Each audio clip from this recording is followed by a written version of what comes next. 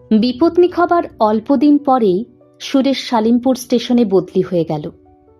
মাঠের মধ্যে ছোট্ট স্টেশন, নিকটে লোকজনের বাস খুবই কম। রেলের কোয়ার্টারে বড়বাবু পুত্র পরিবার নিয়ে বাস করেন। কিছু দূরে একটা ছাত্রবৃত্তি স্কুল আছে। তার শিক্ষকগণ স্কুলের নিকটেই একটা বড় আটচালা ঘরে মেস করে থাকেন। এছাড়া বড় একটা বসতি নেই। বিকেলের ট্রেনখানা রওনা করে দিয়েই সুরেশ স্কুল মাস্টারের মেসের বাসায় তাস খেলার আড্ডায় যায়। সন্ধ্যা 7টার সময় ডাউন যাত্রী গাড়ি আসবার পূর্ব পর্যন্ত সেখানেই থাকে। পরে খানিকক্ষণ স্টেশনের কাজকর্ম করবার পর রাত্রি 9:30টার শেষ গাড়ি রওনা করেই নিজের কোয়ার্টারে ছোট্ট ঘরটিতে ফিরে এসে ওবেলার রাখা বাসি রুটি তরকারি খাওয়ার পরে সারাদিনের কর্মক্লান্ত শরীরটাকে নিঃসঙ্গ শয্যায় লুটিয়ে দিয়ে আপন মনে কত কথা ভাবে। ব্রাঞ্চ লাইনে স্টেশন, রাত্রে আর ট্রেন নেই। জানালার বাইরে খোলা আকাশটা নক্ষত্র ভরা। একটা মাদার গাছের ডালপালা গরাদের গায়ে এসে ঠেকেছে। মনে পড়ে মৃত্যুর পূর্বে নলিনী তার হাত নিজের দুখানি রোগজীর্ণ দুর্বল হাতের মধ্যে নিয়ে হাসি মুখে বলেছিল, আমার একটা কথা রাখবে লক্ষ্মীটি? ফের বিয়ে করো, কেমন? কথা রাখবে তো ঠিক? বলো। সে নলিনীর মুখে হাত চাপা দিয়ে বলেছিল, ছি, ওসব কথা কি বলতে আছে? তুমি সেরে উঠবে। আর ডাক্তারবাবু তো বলেছেন পূর্ণিমাটা কেটে গেলেই পথ্যি দেবেন। ওরকম কথা আর তুলবে না, একদম না। মা ভয় পেয়ে কান্নাকাটি করবেন। ছি। সে পূর্ণিমা কাটেনি। কর্মভারনত নিরানন্দ প্রবাসের দিনগুলিতে নলিনীর এই স্মৃতি মাঝে মাঝে কাজের ফাঁকে ফাঁকে সুরেশের অন্যমনস্ক মুহূর্তগুলি মধুর রসে ভরিয়ে তোলে। নিশীতে ফোটা রজনীগন্ধার মিঠা মৃদু সুবাসের মতো। বিশেষ করে এই সব রাত্রে যখন সে একা। মাঘ মাসের সকালবেলা এইমাত্র স্টেশন থেকে এসে রাঁধতে বসেছে। একটি 12-13 বছরের অপরিচিতা মেয়ে একখানা থালা হাতে ঘরে ঢুকে লাজুক সুরে বললে, মা পাঠিয়ে দিলেন। থালাতে 6-7টি বাটিতে নানা তরকারি। সুরেশ হঠাৎ বড় সন্ত্রস্ত হয়ে উঠল। কি করা উচিত ঠিক করতে না পেরে তাড়াতাড়ি তরকারির বাটি থেকে তরকারি নামিয়ে সেগুলো খালি করে দেবার চেষ্টায় এতটা অনর্থক ব্যস্ততার আমদানি করে বসল যে মেয়েটি মৃদু হেসে বললে, বাটি এখন থাক, রেখে দিন আপনি, ঝি এসে নিয়ে যাবে এখন। শুধু থালাখানা উঠিয়ে নিয়ে সে চলে গেল। সুরেশ ভাবল, বড়বাবুর বাসা থেকে এসেছে বটে, কিন্তু বড়বাবুর নিজের মেয়ে নয় তা সে জানে। এতদিন তো এই মেয়েটিকে কখনো দেখেনি। বেশ শান্ত মুখখানি। মাসখানেক কেটে গেল। ব্রাঞ্চ লাইনের স্টেশনে ছোটবাবুর জীবন সকাল সন্ধ্যা একঘেয়ে একরঙা ছবির মতো বৈচিত্র্যহীনভাবে কেটে চলেছে। সেই মেয়েটি আরও কয়েকবার নানা কাজে সুরেশের বাসায় যাতায়াত করেছে। মেয়েটি বড়বাবুর ভাগ্নি। মা নেই, বাপ পদ্মার ওপারে কোন এক স্টেশনে চাকরি করেন। সম্প্রতি মামার বাড়ি এসেছে বেড়াতে, আর মামিমাকেই মা বলে ডাকে। এই সব খবর সুরেশ ক্রমে জানতে পারে। একদিন কি কাজে মেয়েটি এলো। সুরেশ কথায় কথায় বললে, রেনু, এই পানগুলো আজ কদিন ধরে পড়ে রয়েছে, সাজার অভাবে খাওয়া হয় না, গোটা কতক সেজে রেখে যাবে? রেনু অমনি পান সাজতে বসে গেল। নিপুণ হাতে এক রাশ পান সাজা শেষ করে সে তাগিদ দিয়ে কলঙ্ক ধরা অপরিষ্কার কাঁসার ডিবেটা সুরেশের বাক্সের কোণ থেকে বার করে নিয়ে সেটা খানিকক্ষণ বসে বসে বালি দিয়ে মেজে ঝকঝকে করে তুলল। বিছানার ধারে পানে ভর্তি ডিবেটা রেখে দিয়ে হাসি মুখে বললে, 2 আনা পয়সা দিন তো আমাকে। সুরেশ বুঝতে না পেরে বললে, কেন বলো তো? বলি, বউ মারা গিয়ে সন্ন্যাসী হয়েছেন বুঝি? না মশলা, না একটু এলাচ দারচিনি, শুধু ধনের চাল দিয়ে কি পান সাজা যায়? পয়সা দিন, আমি ভোজু অ্যাপয়েন্টসম্যানকে দিয়ে আনিয়ে রাখবো। এক এক দিন তার কোটটার পকেট থেকে ময়লা রুমালখানা, বালিশের তোয়ালেখানাকে সাবান দিয়ে ধুয়ে রোদে দড়ির টানায় মেলে দিয়ে চলে গেছে। ট্রেন পাশ করে বাসায় ফিরে এসে সে দেখতে পায়। তারপর উপরি উপরি দিন কয়েক সে অদৃশ্য সেবাহস্তের সন্ধান পাওয়া যায় না। আবার হঠাৎ অপ্রত্যাশিতভাবে একদিন চোখে পড়ে ঘরের তক্তপোষের নিচে তার ছোট পাথর পাটিতে এক বাটি বেলের শরবত কে যেন সযত্নে ঢাকা দিয়ে রেখে গেছে। স্কুল মাস্টারদের মেসের বাসায় তাস খেলার ফাঁকে ফাঁকে অন্যমনস্ক হয়ে পড়ে। টিকিট বিক্রির জানলায় পয়সা গুনে দিতে দিতে ভুল হয়। নির্জন শয্যাপ্রান্তের সাথে মাদার গাছটার অন্ধকার ডালপালার সীমারেখা আরও অদ্ভুত অদৃষ্টপূর্ব মনে হয়। ঝি পাঁচির মা সেদিন অত্যন্ত বেলায় কাজ করতে এলো। কৈফিয়তের সুরে বললে, একটু বেলা হয়ে গেল, এই দুপুরের গাড়িতেই রেনু দিদি আবার চলে যাবেন কি না, তাই সকাল সকাল বড়বাবুদের পাট চেয়ে তবে আসছি। সুরেশ যেন আকাশ থেকে পড়ল। বলে, রেনু আজ চলে যাবে? কই, তা তো কেন? আজ কেন? আমি তো কিছুই জানি না। কথাটা বলেই সে নিজের ভুল বুঝতে পেরে চুপ করে রইল। পরের বাড়ির মেয়ে, তার সঙ্গে তো পরামর্শ করে মেয়েটির যাতায়াত ধার্য হবে না। যাই যাক না, তার কি? পাঁচির মা বললে, সে নিজের বাপের কাছে চলে যাবে। বাপ সেখানে বিয়ের সম্বন্ধ করছে কিনা, তাই মেয়ে দেখতে আসবে। আর গেলেই বাঁচে, যে মামি খাটিয়ে খাটিয়ে মুখে রক্ত উঠিয়ে মারে গো, না একটু যত্ন, না একটু আত্মি। 12টার ডাউন ট্রেন আসবার বেশি দেরি নেই। সুরেশ এই মাত্র খেয়ে উঠে পান মুখে দিয়ে কোট পড়ছে। রেনু বাসার সদর দরজা পার হয়ে উঠানে এসে ঢুকল। একটু যেন ইতস্তত করে পরে ঘরে ঢুকে বললে, আমার একটা সেফটি পিন সেদিন কি এখানে ফেলে গিয়েছি।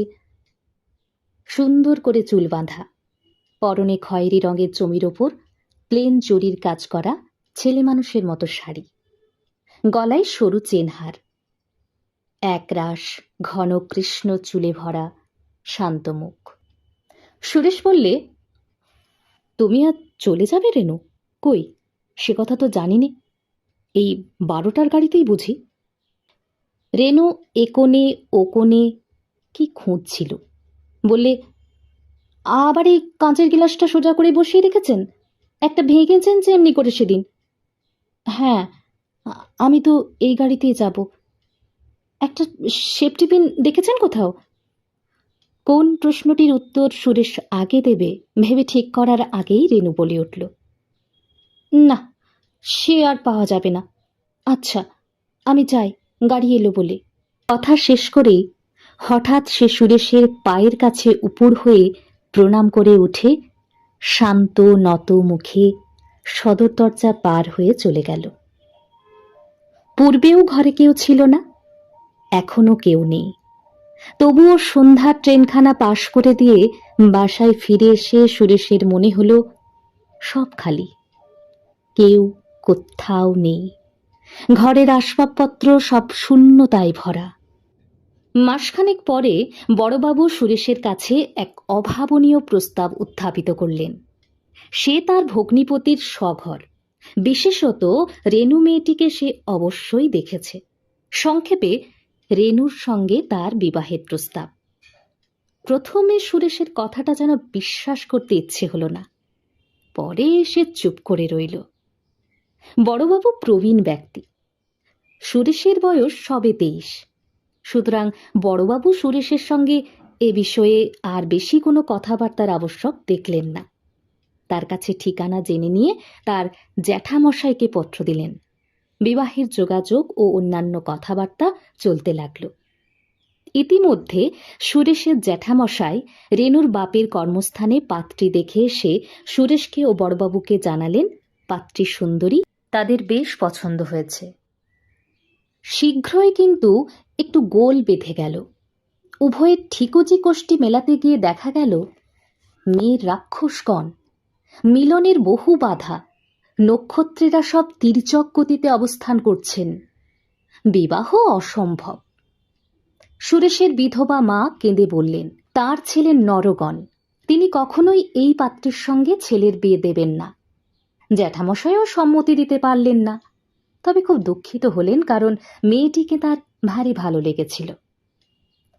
সুরেশ বাড়িতে চিঠিপত্র দেওয়া একেবারে বন্ধ করে দিলে, তবে তার স্বগ্রামস্থ কোনো বন্ধুকে লিখিত পত্রের সংবাদে বাড়ির সকলে জানতে পারলে যে সে শীঘ্রই গেরুয়া ধারণ করে রামকৃষ্ণ মঠে যোগ দেবে।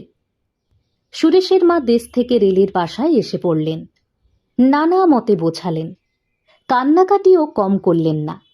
পাঁচির মার মুখে রেণু ও সুরেশের পূর্ব পরিচয়ের সব কথা শুনে বললেন, কোথাকার এক রাক্ষসী, সে আমার ছেলেকে ফাঁদ পেতে ধরতে এসেছিল।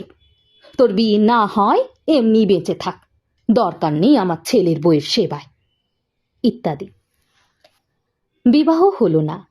বিবাহ ভাঙবার পর থেকে বড়বাবুর বাসার সঙ্গে সুরেশের সদ্ভাবও আর তেমন রইল না। বড়বাবু আর ভালো করে কথাই বলেন না। বছর ঘুরতে না ঘুরতেই সুরেশের অন্যত্র বিবাহ হয়ে গেল। অবস্থাপন্ন ঘরের সুন্দরী মেয়ে, নাম আভাবতী, বেশ নম্র লাজুক। সুরেশ বিবাহের অল্পদিন পরেই নববধূকে রেলের বাসায় নিয়ে এলো।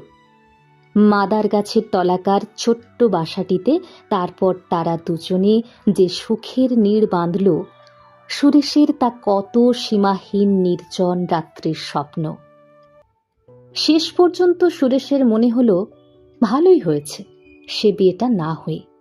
গণকের কথা একেবারে উড়িয়ে দেবার জিনিস তো আর নয়। ভগবান যা করেন মঙ্গলের জন্যই করেন। ইতিমধ্যে আরও দুটো খবর সে পেয়েছে। রেনুর বিবাহ কোনো রকমে হয়ে গিয়েছে এবং বিবাহের কিছুদিন পরেই রেনুর বাপ কলেরায় মারা গিয়েছেন। আরও 1 বছর কাটল। আভাবতী শুধু যে দেখতে সুন্দরী তা নয়, তার আয়পয়ও যে খুব ভালো তার প্রমাণও শীঘ্র উপস্থিত হল। সুরেশ বিখ্যাত পাটের ব্যবসায়ীর গঞ্জ রসুলপুর স্টেশনের অস্থায়ী চার্জ পেয়ে বদলির হুকুম তালিম করবার জন্য প্রস্তুত হল। মাইনেও গেল বেড়ে। যাবার দিন ক্রমেই নিকটে এসে গেল। স্কুলমাস্টারেরা মেসের বাসায় তাকে এক বিদায় ভোজে নিমন্ত্রণ করে আকণ্ঠ খিচুড়ি ও ইলিশ মাছ ভাজা খাওয়ালেন। সে চলে যাওয়াতে যে শালিমপুরের বিশেষ ক্ষতির কারণ ঘটল এ সম্বন্ধে নিমন্ত্রিত ব্যক্তিগণের কারও দুমত দেখা গেল না।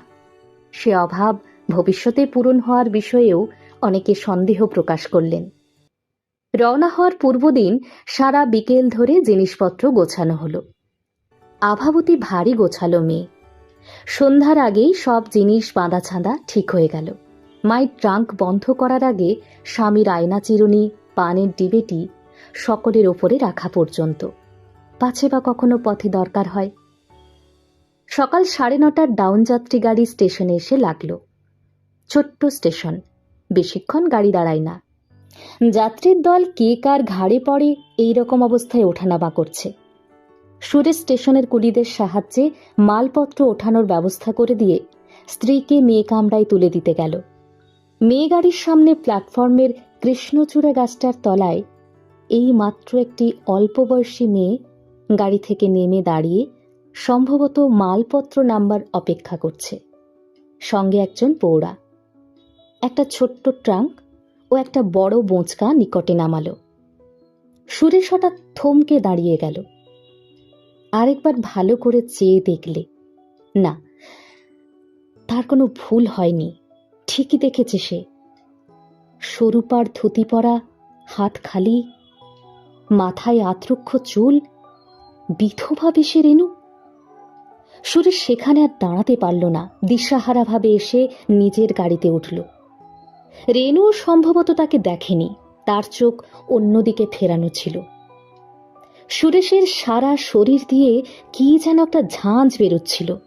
নিজের কতকটা অজ্ঞাত সারেই তার মনে হলো, উফ, কি বেঁচে গিয়েছি। মার কথা তখন যদি না শুনতাম। রাক্ষসীর ফাঁদই তো বটে, আটকে ছিলই তো পা, আর একটু হলেই ফাঁদে।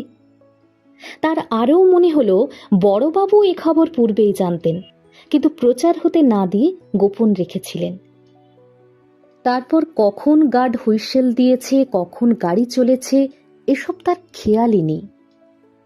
কৃষ্ণচূড়া গাছের সামনে আসতে সে চেয়ে দেখলে প্ল্যাটফর্মের পূর্ব দিকে তারের বেড়ার ওপরকার খিলান বসানো পাকা ধাপ ডিঙিয়ে আগে আগে মালপত্র হাতে ভোজুয়া পয়েন্টসম্যান, পেছনে পৌরাটি ও সর্বশেষে নম্রমুখী রেনু বড়বাবুর কোয়ার্টারের দিকে চলেছে।